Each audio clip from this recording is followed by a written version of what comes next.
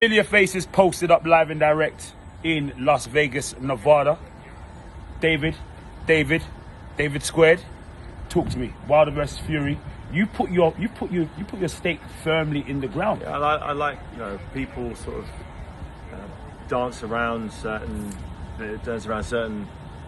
events, but I can only see this event going one way. I believe Tyson Fury did enough in the first fight to win that fight on points, even with the 2 knockdowns, because he came back in those rounds and won the remainder of the round. He's shown his beautiful boxing, silky skills with a jab, with a movement. I've never seen a big guy move that gracefully, on his feet. It was really impressive. Like Gazelle. He actually performed, out of his skin, particularly after.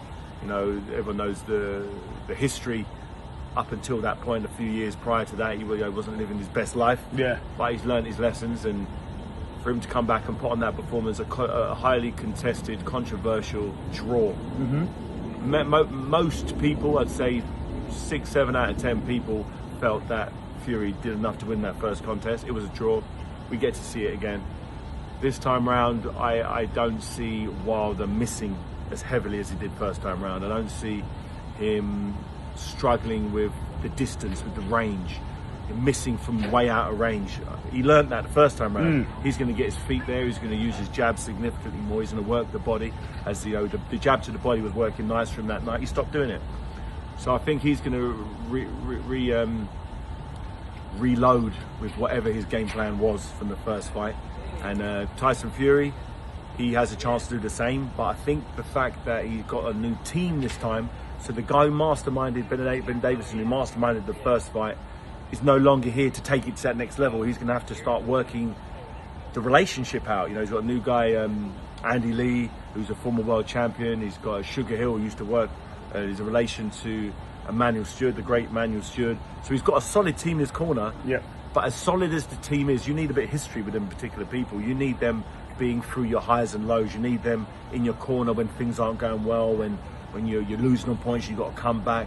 You need those guys, and is 2 months enough to build that bond? Maybe so, but it's an unnecessary risk, I believe. I feel that going into the toughest fight of life against the most dangerous heavyweight, arguably in the history of heavyweight boxing, it's a tough thing to bring in a completely new team, to train differently, to sleep at different hours, to train in different locations. It's a lot. It's a lot to mix up. Maybe Tyson Fury is good enough where he can do that. Maybe he's that good where it doesn't matter who is in his corner. He's the guy in the ring. He's going to make it happen. Maybe, but maybe it's such a tight fight. You need every edge you can get, every little every little tiny little advantage you need to take with both hands. And I definitely feel it would have been an advantage having a tried and tested team in his corner that have been there through the ups and downs in recent years. But what do I know? I don't really know. You're only a former world champion. But I don't know a lot about Deontay Wilder's team. The only reason I'm talking about Fury's team is because it's a public knowledge. Wilder keeps his team quiet. I don't really hear too much about his coaches and his trainers, his strength and conditioning guys. I don't really hear anything from anybody. I just see his results, and his results speak for themselves. The guy punches ridiculously hard. Like I genuinely, I keep saying to everybody, I think pound for pound, he's the hardest one-punch hitter ever in heavyweight boxing. It's a joke. The way he knocked out Luis Ortiz with one shot to the top of the head, and Luis Ortiz, he wasn't tired, he wasn't busted up. He took him from being practically fresh to being asleep with one shot on the top of the head. That doesn't happen in heavyweight boxing. That's an anomaly. That's something that's just a freak occurrence. It wasn't a big loaded up shot. It just happened. I watched that and I was just like, no one else can do that. I was a big hitter, but I'm the haymaker. I can take out someone like Ortiz in one shot from that range. No one can do that. It's a joke. Lennox Lewis couldn't do it. Tyson could do it. He's different. He's a different level of punch power, and I just don't know how Fury can get through 12 rounds without taking out on the chin once. Listen, I agree. I hear that. Yeah. But Fury took it twice. He did. Yeah, exactly. But when in the fight, when he received those big shots that he got down and which he got up from, do you think Deontay Wilder was fully loaded for those shots? Was he fresh and waiting, or had he emptied the tank trying to knock him out early? So by the time he did hit him, The shots weren't as crisp and weren't as big. The power wasn't as good as it would have been. Yeah, so that means you're saying that he's going to get him early. No, it means he's not going to throw as many punches like he did in Ortiz fight. He threw hardly anything until round 7.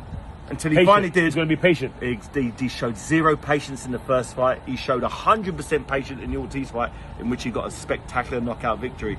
If he can keep his patience and wait for the opportunity, and if Tyson Fury gets a bit brave, that double impact of Tyson Fury maybe coming in for the stoppage because he's winning a couple of rounds, he wants to win big, doubles the impact, and I just see one shot. I just see one punch and it changing everything. What does Tyson Fury have to do to win then? You just say he needs to get through 36 minutes of boxing without getting hit on the chin by a fresh right hand. So you're saying if he gets hit clean, period, he's done. It's game over. You think one?